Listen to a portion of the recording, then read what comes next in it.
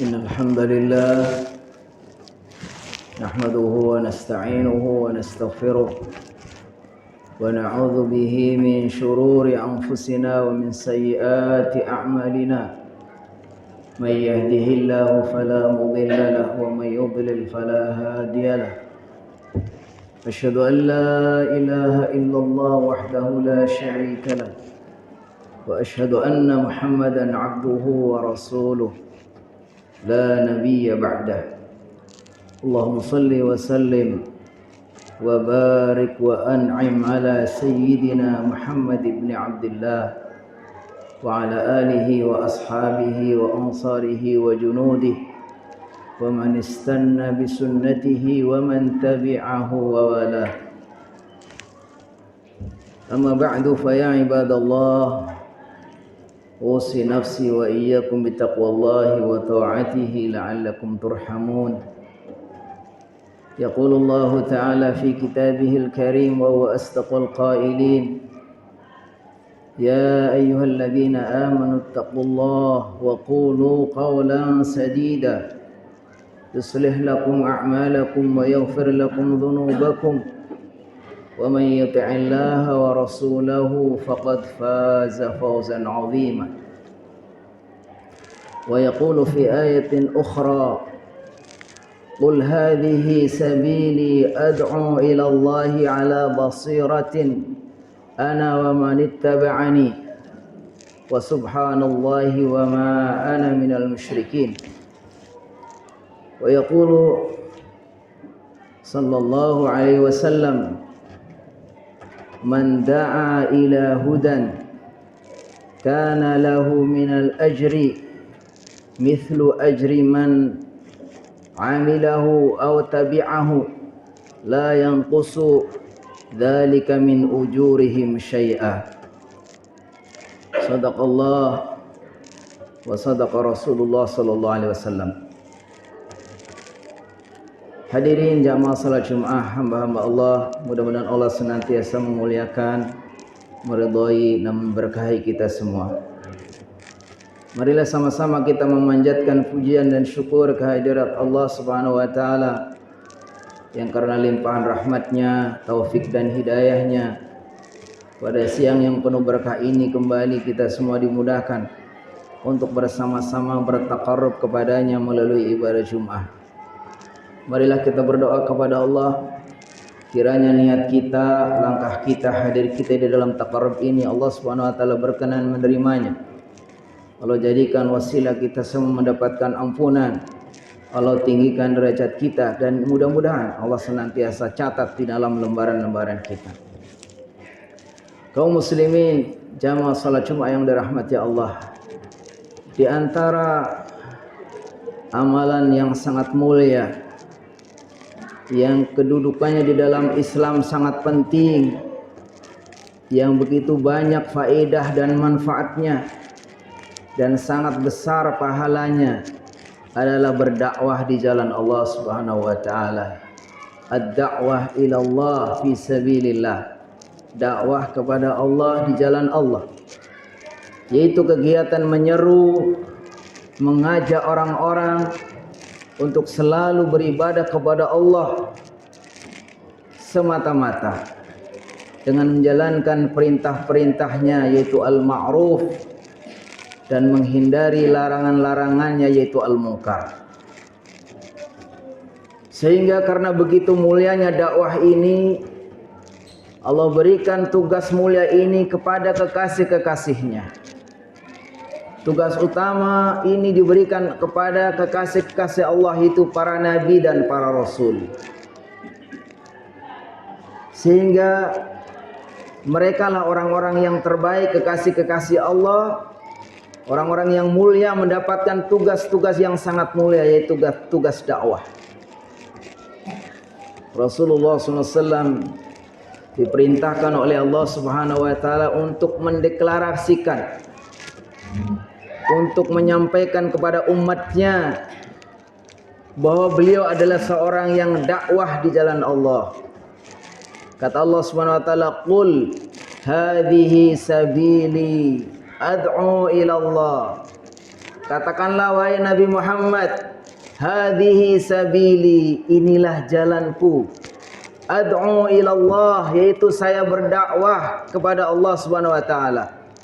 Ala basiratin, berdasarkan basirah, di atas ilmu. Di atas ilmu yang benar, paham yang lurus. Ana wa manittaba'ani, saya dan juga orang-orang yang mengikuti aku. Sehingga sebetulnya setiap kita punya peluang juga untuk menerima amanah, melanjutkan tugas mulia ini, dan kita juga bisa mendapatkan kemuliaan. Karena Allah mengatakan ana wa manittaba'ani, aku yaitu Rasulullah dan orang-orang yang mengikuti, yaitu orang-orang yang mengikuti. Karena mulia tugas ini, sehingga diberikanlah kepada orang-orang yang sangat mulia, kekasih-kekasih Allah. Dan setiap nabi, setiap rasul sejak zaman dahulu kala sampai Nabi Muhammad, rasul dan nabi terakhir, semua tugas utamanya adalah dakwah. Allah katakan wa ma arsalna min rasulin min qablika illa nuhi ilaihi annahu la ilaha illa ana fa'buduni. Tidaklah kami mengutus seorang rasul. Setiap rasul yang kami utus, kata Allah Subhanahu wa taala, sebelum engkau, dari rasul pertama sampai rasul terakhir, illa nuhi ilaihi, melainkan semua saya perintahkan, saya wahyukan kepadanya. Apa wahyunya? Agar ani'budullah, agar bernyembah kepada Allah Subhanahu wa taala. Jadi setiap nabi, setiap rasul adalah tugasnya untuk mengajak manusia atau umat manusia untuk berdakwah, yaitu mengajak kepada jalan Allah Subhanahu wa taala. Lalu apa kemuliaan dakwah ini sehingga dianggap suatu amalan yang sangat agung, yang sangat banyak faedahnya? Banyak para ulama menyebutkan, di antaranya yang sering disebutkan dalam kitab-kitab karya mereka. Pertama adalah bahwa dakwah itu adalah jalan untuk mengeluarkan manusia, liyukhrijan nasa minadh-dhulumati ilan nur.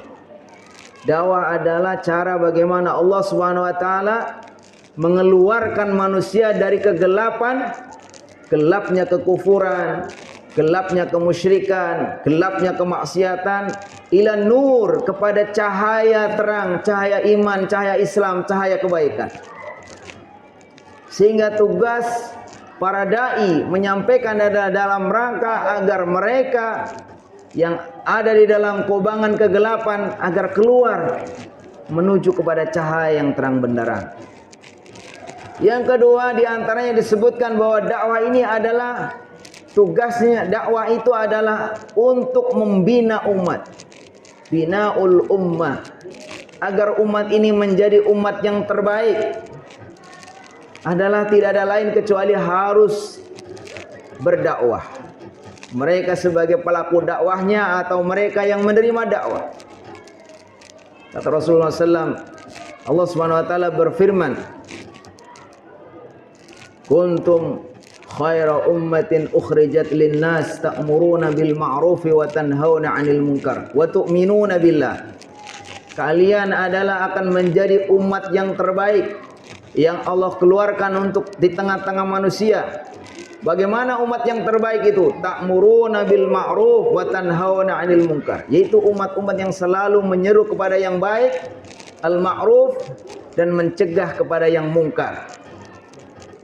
Dan yang ketiga, dakwah ini juga sekaligus dalam rangka untuk nasrul khair, menebarkan kebaikan. Jadi ketika dakwah ini di masyarakat aktif, di masyarakat dakwah ini hidup, masih ada orang-orang yang selalu sabar mengingatkan masyarakatnya, mengajak untuk melakukan kebaikan, maka insya Allah masyarakat itu masih dalam kebaikan. Tetapi manakala di satu komunitas, satu masyarakat sudah tidak ada lagi dakwah, maka mereka akan hidup dalam kegelapan.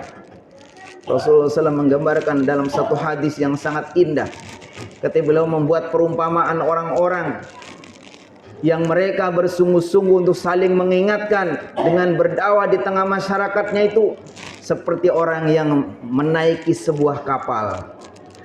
Ketika mereka setelah diundi, ada di antara mereka ada yang mendapatkan tempat di bawah, lalu sebagian lagi mendapatkan tempat di atas. Ketika mereka membutuhkan air, orang-orang yang di bawah, lalu mereka agak segan, takut mengganggu dan tidak mau repot. Sehingga ketika itu dia langsung cari jalan pintas. Ketika dia butuh air, dia langsung melobangi bagian kapalnya yang bawah. Digambarkan kalau saat itu nggak ada yang mengingatkan, nggak ada yang mencegah, maka kapal itu akan lobang, maka akan bocor, airnya akan masuk dan semuanya akan tenggelam. Begitulah kita di tengah masyarakat. Kalau masyarakat kita semua sudah masing-masing, nggak peduli orang mau bermaksiat mau apa terserah, mau apa silakan, nggak ada dakwah lagi, maka akan tenggelam masyarakat kita. Alhamdulillah kita masih banyak ustadz-ustadz, pengurus-pengurus DKM, orang-orang yang aktif bagaimana mewujudkan dakwah ini. Tapi kita bayangkan andai kata semua mereka sudah tidak peduli lagi, maka masyarakat kita ini juga tidak ada kebaikan, tidak ada nasrul khair, maka yang ada mereka hidup dalam kegelapan dan kemaksiatan. Oleh karena itu, begitu mulianya tugas-tugas ini, begitu bagusnya tujuannya, fungsinya, maka orang-orang yang menyampaikan dakwah ini harusnya juga orang-orang yang khusus, punya kriteria-kriteria yang khusus. Para ulama juga menyebutkan bagaimana uslub dakwah yang dilakukan oleh Rasulullah SAW, para sahabat, para tabi'in, sehingga mereka begitu berhasil di dalam dakwahnya. Dan kita merasakan manfaatnya sekarang ini umat Islam di mana-mana di Indonesia. Sekian juta orang muslim itu adalah buah dari jerih payah dakwah mereka. Apa diantaranya kriteria seorang da'i supaya mereka betul-betul sesuai menyampaikan dakwahnya itu? Pertama disebutkan hendaknya orang itu paham, an yakuna fahiman fahman sahihan. Orang itu harus punya pemahaman agama ini dengan paham yang benar. Paham yang benar tidak akan kita dapatkan kecuali kita kembali kepada Allah dan Rasulnya. Kita belajar Al-Quran, kita pelajari hadis yang diajarkan oleh guru-guru kita yang benar pemahamannya. Kembali kepada Al-Quran, As-Sunnah berdasarkan apa yang diajarkan oleh para guru kita, ulama-ulama kita yang pahamnya dan benar. Pahamnya juga jelas dan benar. Oleh karena itu kita hadirkan juga para tokoh, para ulama, kita adakan ngaji, kita adakan majlis. Itu semua dalam rangka bagaimana menambah pemahaman kita yang benar terhadap agama ini. Yang kedua, seorang da'i hendaknya juga harus betul-betul seorang yang mukhlis, yang tidak ada niatan kecuali mencari ridha Allah Subhanahu wa taala.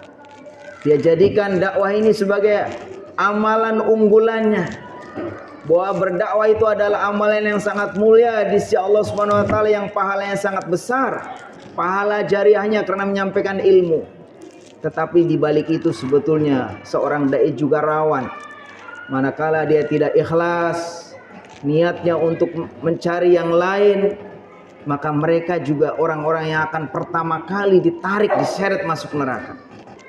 Sebutkan dalam hadis ada 3 orang yang kelak akan pertama kali dimasukkan ke neraka. Yang pertama qari'ul Quran, termasuk para ustadz yang rajin baca Quran, yang menyampaikan agama ini. Kalau dia niatnya tidak benar, ini yang akan pertama kali ditarik, masukkan ke neraka. Dikatakan, dihadirkan di hadapan Allah, diadili, wahai fulan, kamu dulu dakwah begini, kamu dulu baca Quran begini, apa niat kamu? Dia bilang, kami melakukan itu semua niat karena Allah. Allah Maha tahu. Bohong kamu. Bukankah kamu dulu berdakwah menyampaikan agama ini karena kau supaya ini, supaya itu? Malaikat dipanggil, malaikat itu langsung seret malaikat ini manusia ini. Begitu juga orang yang bersedekah, begitu juga orang yang berjihad. Disebutkan dalam hadis 3 orang ini. Orang yang rajin berdakwah, rajin ngaji, orang rajin sedekah, orang rajin berjihad tapi niatnya tidak benar. Yang ketiga, tentu adalah orang-orang yang mempunyai kelayakan untuk diteladani. Kita mau mengajak yang baik, tidak cukup hanya yang penting sudah disampaikan, tapi contohlah bagaimana para ulama salafus saleh. Mereka tidak akan menyampaikan dulu sebelum mereka mengamalkan. Dan mereka harusnya orang yang paling dulu merespon dakwahnya, karena mulut mereka itu yang paling dekat dengan telinga mereka. Jarak antara mulut dan telinganya mereka lah yang paling dekat. Sebelum kita menyampaikan sesuatu, telinga kita yang lebih dulu mendengar. Dan yang tidak kalah penting juga dicontohkan oleh baginda Rasulullah SAW adalah apa? Kelemah lembutan, kasih sayang kepada jamaah. Jangan sampai menghina, mengeluarkan kata-kata yang tidak baik. Makanya kata Allah Subhanahu wa taala, "Fa bima rahmatin minallahi lintalahum walau kunta faddan ghalidhal qalbi lam faddu min hawlik." Karena rahmat Allah, hai Nabi Muhammad, engkau itu bersikap lemah lembut. Seandainya engkau itu kasar, galak, suka mencaci, omongannya tidak pantas sebagai seorang dai, lam faddu min halik, maka tidak akan mereka dekat dengan kamu. Mereka semua akan kabur. Dan yang berikutnya adalah tentu saja disebutkan oleh para ulama adalah harus bersabar. Karena ini adalah amalan yang sangat mulia, tentu banyak juga tantangan dan rintangannya. Maka sudah seharusnya seorang dai juga harus sabar. Baik sabar untuk selalu berdakwah, melakukan amal soleh, maupun sabar untuk tergoda dari berbagai macam godaan-godaan kemaksiatan, maupun juga sabar menghadapi penderitaan. Intinya marilah kita semua, setiap kita sebagai seorang muslim sebetulnya bertanggung jawab untuk bagaimana berjalannya dakwah ini. Tentu saja dengan kapasitas dan kemampuan masing-masing. Kalau yang menyampaikan secara langsung ayat-ayat maupun hadis-hadis, tentu dibutuhkan orang yang punya pemahaman yang cukup. Tapi kalau untuk kita bagaimana support dia, kita membuat majelis, mengurus masjid, mengurus majelis itu ya tentu masing-masing punya ambil bagian, dan semuanya itu akan mendapatkan pahala dan keutamaan dakwah ini yang sangat besar. Barakallahu li wa lakum fil Qur'anil azim wa nafa'ani wa iyyakum bima fihi minal ayati wa dzikril hakim, fataqabbal minni wa minkum tilawatah innahu was samiul alim.